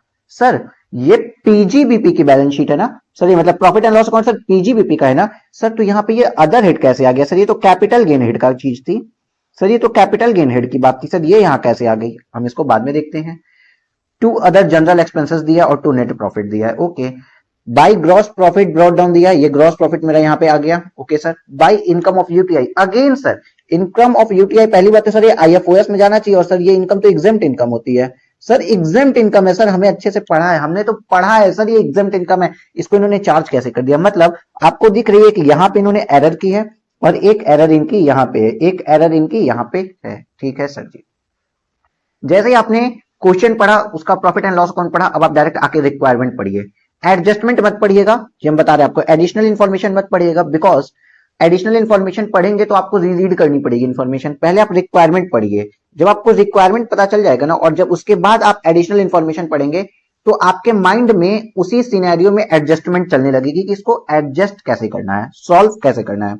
You are required to compute the profit and gain of Mr. Shivam under presumptive taxation under section 44ED. Okay sir, 44ED के तहत इनका tax या इनकी income कितनी बनती है, इनका प्रिजम्पटिव टैक्सेशन अंडर, अच्छा इनका प्रॉफिट कितना आता है 44ED के अंदर, इनकी प्रॉफिट कितनी आती है, हमको ये निकालना है। एक रिक्वायरमेंट ये पूछा है, दूसरी रिक्वायरमेंट पूछ रहा है and profit and gain as per the provision of that act assuming that is not opted for the provision of section 115 BAC। मतलब सर ये BAC वाला ऑप्शन नहीं लिए हैं, इट मींस ये कौन सा ऑप्शन लिए होंगे सर? 44ED में ऑडिट करा के ये अपना जनरल रेट से टैक्स भर रहे होंगे। ठीक है sir. Assuming that the whole of the amount turnover received by the account pay cheque, पूरा अमाउंट जितना भी टर्नओवर है पूरा turnover bank account pay cheque से आया है, and use of electronic clearing system through bank account in during the previous year. तो sir यहाँ पे हमको दो तरीके का सॉल्यूशन मिल गया, दो तरीके का मतलब रिक्वायरमेंट मिल गई। पहला सर हमको 44ED के अकॉर्डिंग तो निकालना है कि मेरा प्रॉफिट कितना होगा, ठीक है। और सर एक दूसरी रिक्वायरमेंट इन्होंने बता दी है कि 44ED अगर हम नहीं लेते हैं और हम समझ लीजिए 44AB कर रहे हैं, जाके ऑडिट करा रहे हैं और profit and loss account as per income tax बना रहे हैं, profit and loss account as per income tax बना रहे हैं, तो मेरा प्रॉफिट कितना होगा। दो तरीके का प्रॉफिट हमसे पूछ रहे हैं सर, दो तरीके का प्रॉफिट मतलब इतना बड़ा क्वेश्चन? जी हाँ, इतना बड़ा क्वेश्चन। चलो पहला सॉल्व करते हैं, 44AD के अकॉर्डिंग प्रॉफिट कितना होगा, आप लोग मुझे बताएंगे। मैं पहली रिक्वायरमेंट देखो बाबू, इतना ही पढ़ने के बाद सॉल्व करते हैं। 44AD के अकॉर्डिंग प्रॉफिट अगर सारा का सारा टर्नओवर अकाउंट पे चेक से हुआ है तो मेरा टर्नओवर कितना था 1/12/11/500 1/12/11/500 का 0.06 6%। इतने का 6% कितना आता है 6,72,690 रुपए आ रहा है मेरे कैलकुलेटर पे। तो आप अपना कैलकुलेटर चेक कर लीजिए इतने रुपए की जो इन प्रॉफिट होगी ना, ये मेरा प्रॉफिट आ गया एज पर सेक्शन 44AD। मेरा हाफ क्वेश्चन सॉल्व हो गया यहीं पे। देख लो बाबू, मेरा हाफ क्वेश्चन सॉल्व हो गया यहीं पे। इतना ही प्रॉफिट आएगा। आपको दिखा देते हैं, आइए 50% मार्क्स मिल जाएंगे पे। Computation of business income as per section 44AD, as per section 44AD where the amount of turnover is received inter alia by way of the account pay cheque और use of electronic clearing system through bank account और through such other prescribed electronic modes as presented business income would be 6% of turnover। मैंने 6% 8% आपको बताया था पूरा। तो 6% of turnover, जितना turnover दिया है का 6%, बस 6,72,690 रुपया प्रॉफिट आपका आ जाएगा। क्लियर? यस सर, यहां तक तो क्रिस्टली क्लियर है। और सर अब दूसरा जो हमसे इसने बात पूछ दी, दूसरी बात इसने हमसे की भैया प्रॉफिट एंड लॉस अकाउंट बनाओ as per income tax act. तो हमें क्या दिख रहा है सर, समझिए अब हमें ना इस अकाउंट की मरम्मत करनी है सर। मरम्मत करनी है मतलब ठोक पीट के ठीक करना है। इसमें देखिए ये हमने दो एरर्स स्पॉट की हैं, ये दोनों गलतियां थी, इन गलतियों को दूर करना है और बाकी जो जो चीजें इनकम टैक्स एक्ट के अकॉर्डिंग होनी चाहिए इनकम टैक्स एक्ट के अकॉर्डिंग बनानी पड़ेगी। क्लियर? Clear sir. आइए सर एडिशनल इंफॉर्मेशन पढ़ते हैं। It would found that some stock were omitted, कुछ स्टॉक छूट गए हैं, कुछ स्टॉक ओमिटेड है, छूटे हुए हैं, to be included in both opening and closing stock the value of which are is. अच्छा सर, ओपनिंग स्टॉक में और क्लोजिंग स्टॉक में थोड़ा सा स्टॉक लेना छूट गया था। ओपनिंग स्टॉक में 9,000 का अमाउंट छूटा है, क्लोजिंग स्टॉक में 18,000 का अमाउंट छूटा है। तो सर आ जाइए, ब्लू पेन लेते हैं हम। सर 9,000 अगर हम ऐड कर देंगे तो 99,000 यहां पे आ जाएगा। सर ये 99,000 आ जाएगा। और सर क्लोजिंग स्टॉक में हमको कितना ऐड करना था, क्लोजिंग स्टॉक में 18,000 रुपए। सर इसमें 18,000 ऐड करो, क्लोजिंग स्टॉक जोड़िए आप लोग कितना आता है 204,100 आ रहा है सर। सर तो अब आप ये देखिए आपका एक रेक्टिफाइड ट्रेडिंग अकाउंट बन गया। क्या बन गया? रेक्टिफाइड ट्रेडिंग अकाउंट आप बना सकते हैं। वर्किंग नोट नंबर 1 दिखा के रेक्टिफाइंग ट्रेडिंग अकाउंट बना सकते हैं, जिसमें ये ओपनिंग स्टॉक ले लेंगे 99,000 रुपए की, ये सेल्स, क्लोजिंग स्टॉक, परचेजेस और ग्रॉस प्रॉफिट अब आपका आ रहा है रेक्टिफाइड। बल्कि जो रेक्टिफाइड सही वाला प्रॉफिट कितना आ रहा है आपका, आ रहा है 3,12,600 रुपए का। आप देख लो बाबू, ट्रेडिंग अकाउंट आपको बनाने आता है। Opening stock plus purchases minus sales minus closing stock is equal to gross profit आपका आ रहा है 3,12,600 रुपए। अगेन लिख दीजिए सर, चलिए 3 लाख, नहीं सर मत लिखो, यहीं पे इसी पेन से लिखो, 3,12,600 रुपए का आपका रेक्टिफाइड प्रॉफिट आ रहा है ड्यू टू दिस एरर। इसको आपने अब एडजस्ट कर दिया। तो सर आपसे इसने क्वेश्चन में क्या पूछा, देखिए क्वेश्चन में पूछा है प्रॉफिट क्या होगा अगर हम P&L बनाते हैं इनकम टैक्स एक्ट के अकॉर्डिंग। तो चलिए सर हम प्रॉफिट यहीं पे कैलकुलेट कर रहे हैं, साथ ही साथ कैलकुलेट करते हैं हम आपको, जिससे आपको लगे ये सवाल कितना आसान था। सर मेरा ग्रॉस प्रॉफिट, नेट प्रॉफिट जो है, सॉरी नेट प्रॉफिट यहाँ 50,000 रुपए दिया हुआ है, ठीक है सर 50,000 प्रॉफिट है। और इस एरर को रेक्टिफाई करने के बाद सर मेरा ग्रॉस प्रॉफिट कितने से बढ़ गया, 3,12,600 हो गया 3,03,600 रुपए से। सर मेरा ग्रॉस प्रॉफिट 9,000 रुपए से बढ़ गया, तो मतलब सर मेरा नेट प्रॉफिट भी 9,000 से बढ़ जाना चाहिए। मेरा ग्रॉस प्रॉफिट अगर बढ़ा तो यही फिगर यहां आती है ना बाबू, तो मेरा नेट प्रॉफिट भी बढ़ जाना चाहिए। ठीक है सर, 9,000 रुपए से मेरा नेट प्रॉफिट भी बढ़ गया। चलिए सर सेकंड एडजस्टमेंट देखते हैं। हम बस ठोक पीट के मरम्मत कर रहे हैं, जो जो चीजें इसमें गलतियां जो थी इस वाले अकाउंट में, देखो ये पूरा का पूरा, इसमें जो गलतियां थी उस गलतियों को हम यहाँ पे एक एक पॉइंट में जो बातें लिखी है उसके थ्रू सही करके मरम्मत करेंगे। ये सब चीजें इसमें कंसीडर करेंगे हम लोग, और मरम्मत करके हम सही अपनी इनकम निकाल लेंगे। दूसरी मरम्मत करते हैं, आइए देखिए क्या लिखा है। Salary include 10,000 paid to his brother which is unreasonable to the extent of 2,000। Sir ये क्या है, देखो इनकम टैक्स एक्ट ना, इनकम टैक्स एक्ट जो है आपसे फालतू बात नहीं करता है। इनकम टैक्स एक्ट में कहना है कि भाई मान लो यहाँ पे जो लोग होते हैं ना, जो बिजनेसमैन होते हैं, वो अपने स्पाउस को या ब्रदर को कभी कभी अपने ही बिजनेस में क्या दिखाएंगे, अपने बिजनेस में दिखा देंगे कि सैलरीड एम्प्लॉय है और इसके P&L में खर्चा चार्ज करेंगे। अगर मान लीजिए इनकी वाइफ के पास कोई प्रोफेशनल कैपेबिलिटीज नहीं है और एक जस्ट 20,000 रुपए सैलरी वाली महिला होनी चाहिए थी, उसी काम का दिखा देंगे 2 लाख रुपए इनकी वाइफ को मिल रहा है, जिससे प्रॉफिट कमाए। तो ये जो अनरीजनेबल अमाउंट दिखाते हैं ना 20,000 का 2 लाख रुपए, तो ये 1,80,000 जो अनरीजनेबल दिखाया इन्होंने, 1,80,000 जो अनरीजनेबल दिखाया है, इसको एड बैक कर दिया जाता है, प्रॉफिट में फिर से जोड़ दिया जाता है। तो सर यहां पे देखिए सैलरी 10,000 की थी, जिसमें से जो इन्होंने अपने ब्रदर को दिया विच इज अनरीजनेबल, जो अनरीजनेबल है टू द एक्सटेंट ऑफ 2,000, इस 10,000 में 2,000 रुपए अनरीजनेबल है, तो सर 2,000 रुपए यहां पे प्रॉफिट में ऐड कर दिया जाएगा। अभी तक देखो बाबू कितनी जनरल जनरल बातें बस हम कर रहे हैं, बस बातें कर रहे हैं हम लोग, पढ़ नहीं रहे हैं अभी। चलो तीसरा पॉइंट देखते हैं sir. The whole amount of printing and stationery was paid in cash by way of one time payment to mister Ramesh. Sir printing and stationery का तो खर्चा हमने कहीं ना कहीं देखा था, देखते हैं। सर प्रिंटिंग एंड स्टेशनरी 23,200 रुपए ये पूरा का पूरा रमेश को सर कैश में दे दिया गया। सर 10,000 रुपए से ऊपर का खर्चा 48,3 सर अभी कल की क्लास में आपने बताया था होल अमाउंट डिस अलाउड हो जाता है, इस खर्चे का कोई भी डिडक्शन नहीं मिलेगा, तो ये मेरा खर्चा पीएनएल से हट जाएगा। और अगर ये 23,200 रुपए पीएनएल के खर्चे से हटे, ये डेबिट साइड है ना, डेबिट साइड से हटे तो मेरा प्रॉफिट इंक्रीज कर जाएगा कितने रुपए से, 23,200 रुपए से। तो सर यहाँ पे प्लस कर दीजिए 23,200 रुपए, क्या हो गया 23,200 रुपए यहाँ पे ऐड हो जाएंगे। ये चीजें बाबू कि सर ये ऐड क्यों हो रहा है क्यों नहीं हो रहा है, ये फास्ट ट्रैक बैच में आपको इतना हम बेसिक नहीं बताने जा रहे हैं, लेकिन आपको पता होगा ना अगर आप पीएनएल में से टू रेंट देखिए कोई खर्चा यहाँ लिखा था, अगर खर्चा हटा देंगे तो प्रॉफिट बढ़ जाएगा ना, उसी तरीके से प्रिंटिंग एंड स्टेशनरी का खर्चा लिखा था, खर्चा हटा दिए तो प्रॉफिट तो बढ़ जाना चाहिए, तो प्रॉफिट बढ़ गया है। ठीक है सर। चौथा पॉइंट बोलता है the depreciation provided in the profit and loss account is 1,05,000 was based on the following information. तो ये प्रॉफिट एंड लॉस अकाउंट का डेप्रिसिएशन है 1,05,000 रुपए, तो इसको हम ऐड कर देंगे। सर क्यों ऐड कर रहे हैं पहले तुमको ये बताइए। क्योंकि हमने आपको बताया था कि इनकम टैक्स एक्ट में जो डेप्रिसिएशन की रेट है वो वाला डेप्रिसिएशन लेते हैं। डेप्रिसिएशन हम as per income tax act लेंगे, एज पर कंपनीज एक्ट या फिर अदर कोई रूल आपने फॉलो करके जो भी बनाया है, जो भी लगाया इनकम टैक्स एक्ट, वो नहीं लेते हैं। तो डेप्रिसिएशन इनकम टैक्स एक्ट वाला लेंगे, तो ये जो बैलेंस पीएनएल में जो लिखा हुआ है डेप्रिसिएशन उसको एड बैक कर दिए। अब हम निकालेंगे इनकम टैक्स एक्ट वाला डेप्रिसिएशन। तो the written down value of the plant and machinery is 4,20,000। मतलब सर ये 15% वाला जो ब्लॉक है इसकी ओपनिंग डब्ल्यूडीवी कितनी है, ओपनिंग डब्ल्यूडीवी यहां पे लिखते हैं, ओपनिंग डब्ल्यूडीवी कितनी है सर, सर ओपनिंग डब्ल्यूडीवी है सर 4,20,000 रुपए। ठीक है as on 1st of April 2020 a new plant falling under the same block of depreciation was brought on 1st of July 2020। Sir 1 जुलाई 2020 को, मतलब 180 दिन से ज्यादा ये यूज हुआ होगा, जो 70,000 का प्लांट था वो खरीद लिया गया। तो सर यहाँ पे 2 ऐड करेंगे, मैंने फॉर्मेट आपको बताया है, 70,000 रुपए आएगा, 70,000 रुपए ऐड हो गया।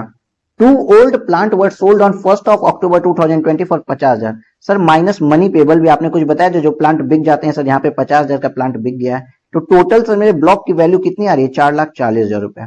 और इस पे सर फुल रेट से डेप्रिसिएशन लग जाएगा, जो कि मेरा रेट दिया हुआ है 15% का, 15% का डेप्रिसिएशन है यहाँ पे। ठीक है, क्योंकि प्लांट एंड मशीनरी बाबू 15% होती है, कहां की प्लांट एंड मशीनरी पे रेट 15% लगता है।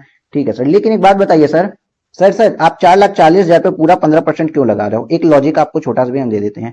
4,20,000 वाली मशीनरी 180 दिन से ज्यादा यूज हुई है, ये 70,000 वाली मशीनरी भी 180 दिन से ज्यादा यूज हुई है। हाँ सर, सिर्फ सारी मशीनरी 180 दिन से ज्यादा ही यूज हुई है, तो मशीनरी बिकने के बाद जो अमाउंट आएगा ये अमाउंट भी तो 180 दिन से ज्यादा वाली मशीनरी को दिखा रहा है, तो इस पे फुल रेट 15% से डेप्रिसिएशन चार्ज हो जाएगा। तो 4,40,000 का 15% करने के बाद कितना आता है, कैलकुलेटर आ जाओ मेरे, हाँ ये 66,000 रुपए। सर ये 66,000 रुपीज मेरा depreciation as per income tax act है, एज पर आईटी एक्ट है, जो कि डिडक्ट होगा। 66,000 रुपए depreciation as per income tax act है, और 1,05,000 रुपए depreciation as per companies law कह लीजिए, या फिर जो पीएनएल जिससे बना है उस एज पर पीएल है, एज पर पीएनएल है। तो हम क्या करते हैं, एज पर पीएनएल वाला ऐड करते हैं और इनकम टैक्स एक्ट वाला 66,000 जो डेप्रिसिएशन आया उसको डिडक्ट कर देंगे। ठीक है सर, इसको थोड़ा सा क्लियर कर लीजिए ना। चलो कर दिए सर। हाँ, rent and rates include GST liability of 3,400 paid on 7th of April 2021।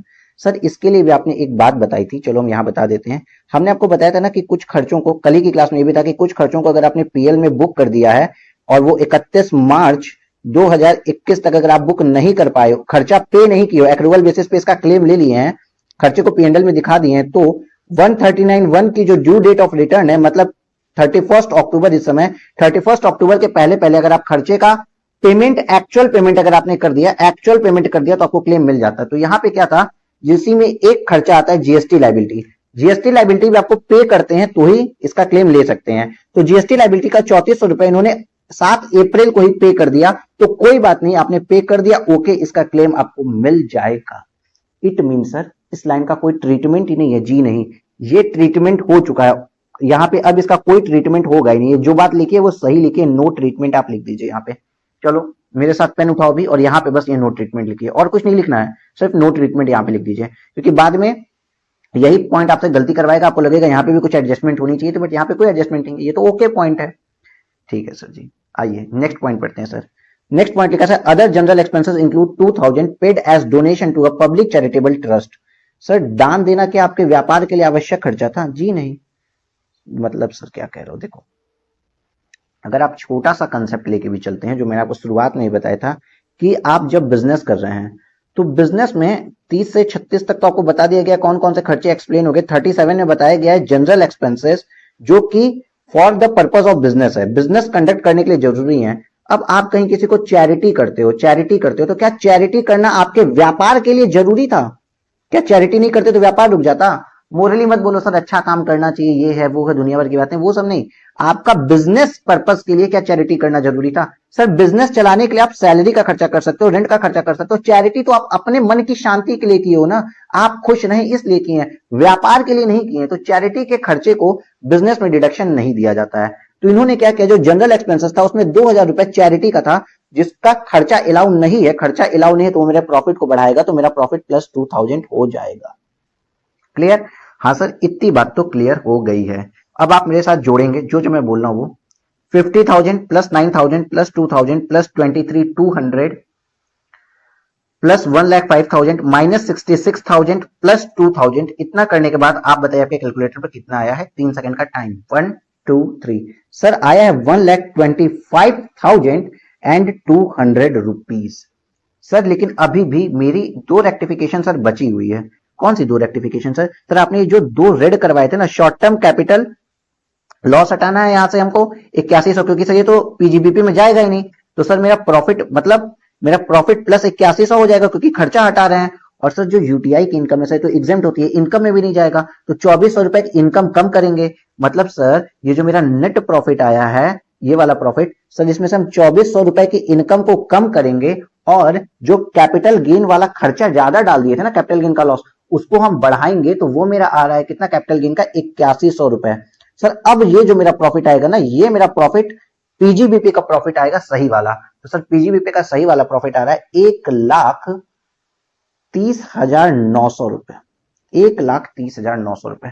चलिए बताइए, आप में से सभी को ये पूरा समझ में आया होगा, ये मुझे पूरा विश्वास है। 1,30,900, देखो 1,30,900 रुपए।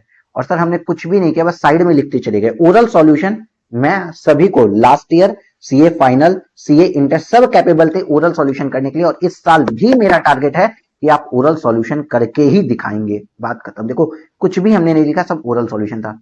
सर अब आप कुछ शॉर्टकट भी बताना चाहेंगे? जी हाँ, मैंने आपके लिए लिखा हुआ है यहाँ पे, देखो देखिए मेरे प्यारे बाबू, देखो बच्चों, जब भी इस टाइप के क्वेश्चंस आते हैं ना, जब भी इस टाइप के क्वेश्चंस आते हैं तो क्या होता है कि ये होगा पीएनएल अकाउंट एक दिया होगा, ठीक है। इस पीएनएल अकाउंट की मरम्मत करनी होगी, जैसा मैंने बताया कि इसमें कुछ गलतियां होंगी, कुछ गलतियां होंगी। इसका क्या मतलब है सर? मतलब सर प्रॉफिट में कुछ आइटम ऐड हो रहा होगा, कुछ आइटम प्रॉफिट से डिडक्ट हो रहा होगा, यही हो रहा होगा। और क्या होगा? प्रॉफिट के ऊपर ही तो इफेक्ट पड़ेगा।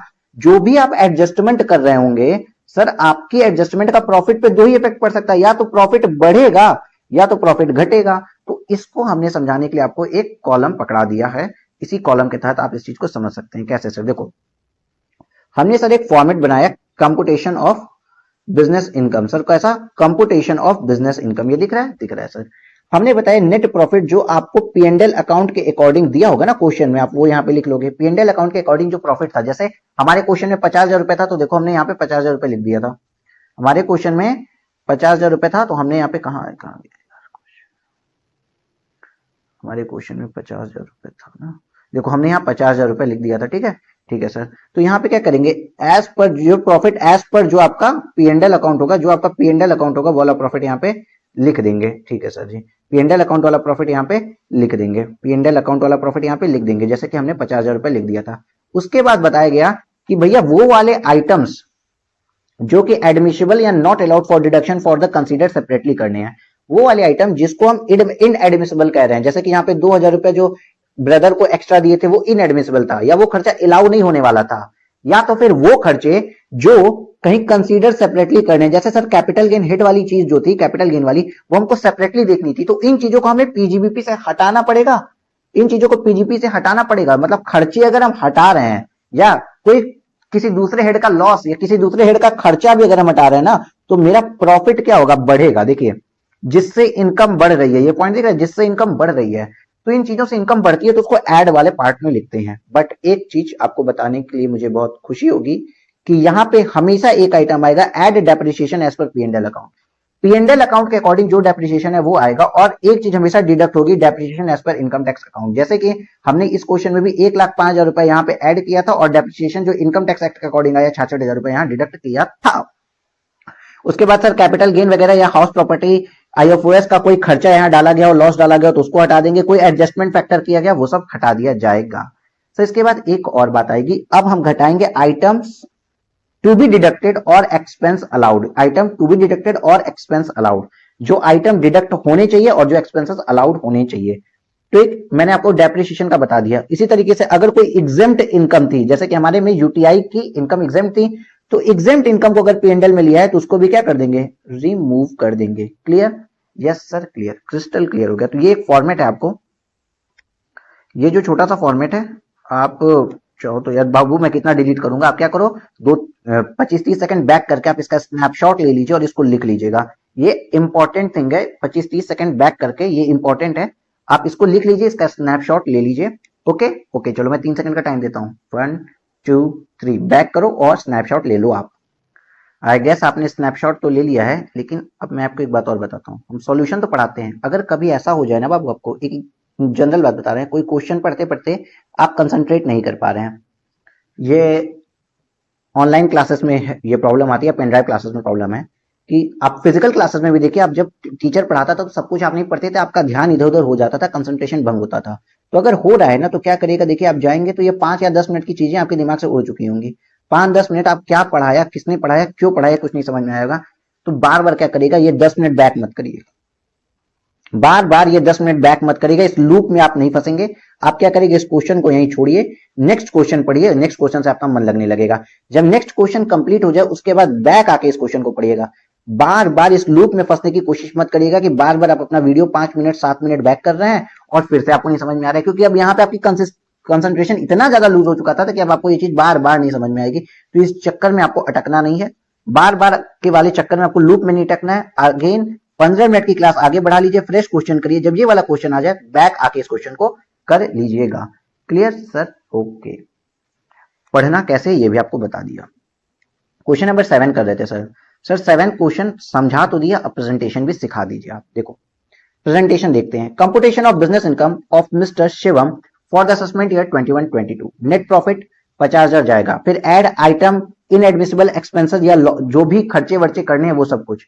तो यहाँ पे इन्होंने क्या बताया कि under valuation of stock, salary paid to brother, ये सब कुछ आ गया। तो अंडर वैल्यूएशन ऑफ स्टॉक 18,000 रुपए का था, अंडर वैल्यूएशन ऑफ स्टॉक 18,000 रुपए का था, under valuation of opening stock 9,000 रुपए का था। इससे मेरे प्रॉफिट में फर्क पड़ा था। इन दोनों फिगर्स को इन्होंने अलग अलग दिखाया है, लेकिन आप क्या कर सकते हो, आप क्या कर सकते हैं, यहां पे डायरेक्ट लिखेंगे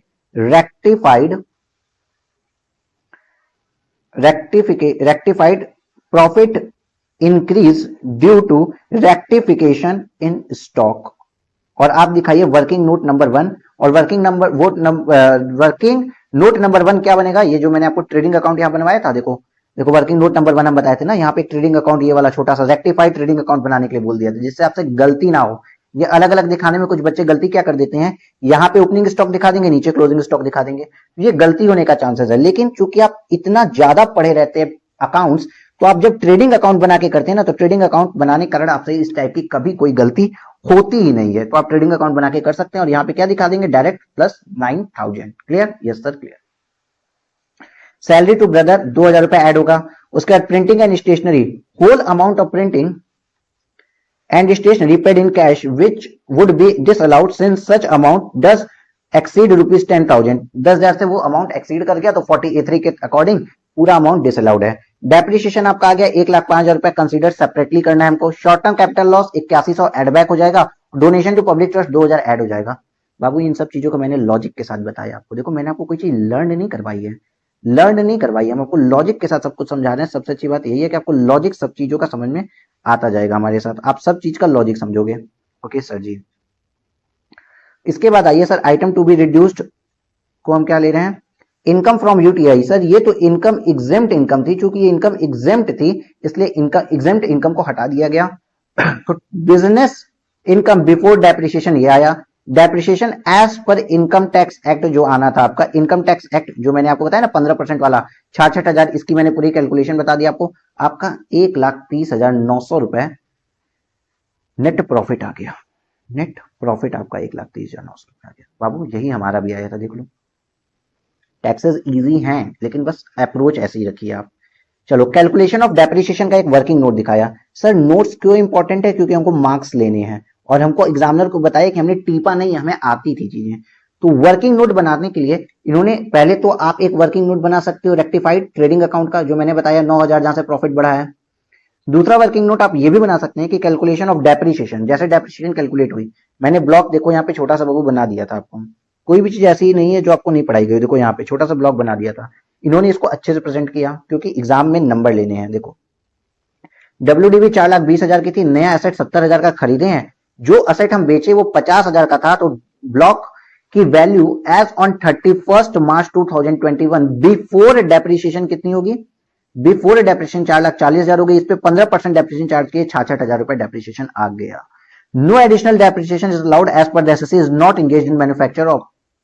सर यहीं पे आपने बताया था कि एडिशनल डेप्रिसिएशन नहीं लगेगा. देखो चीजें ना जिस तरीके से हम पढ़ा रहे, अगर आप पढ़ेंगे तो आपसे गलतियां होने की चांसेस बहुत कम है, क्योंकि हम एट अ पॉइंट आपको बता दे रहे हैं कहां पे क्या होता है. दूसरी बात, since GST liability has been paid before the due date of filing of return of income under section 139(1) the same is deductible. तो जीएसटी का खर्चा डिडक्टेबल है. ये ओके वाली थी जिसमें कोई ट्रीटमेंट नहीं होना था. इस तरीके से आपका 1,30,900 खर्चा आया. और ये जीएसटी वाली बात है जहां पे हमने लिखवाया था आपको नो ट्रीटमेंट. देखो यहाँ पे लिखवाया था हमने आपको नो ट्रीटमेंट. तो इस तरीके से सर ये वाला क्वेश्चन भी इजी था, बट सर समझाने में आपको 26 मिनट्स लग गए हैं, जिसमें आपको समझाए भी हैं और पढ़ाए भी हैं. सर 14 मार्क्स का क्वेश्चन आता है. सर 14 मार्क्स के लिए एवरेजली 1 मार्क के लिए 1.5 मिनट मिलता है. तो 14 इंटू 1.5 अगर सर आप करते हैं तो आप 21 मिनट में इस क्वेश्चन को सॉल्व कर सकते हैं. 21 मिनट आपको एग्जामिनेशन हॉल में मिलेगा. लेकिन सर अगर आपने रीडिंग टाइम वेस्ट किया ना, रीड किया बाद में, उसके बाद फिर आके एडजस्टमेंट रीड किए, तो 21 मिनट का क्वेश्चन 1 आवर लेगा और पूरा पेपर खराब कर देगा. इसलिए इतने बड़े क्वेश्चन को जिस तरीके से मैंने अप्रोच बताई करने की, वैसे ही करिएगा. आइए नेक्स्ट क्वेश्चन पे आते हैं.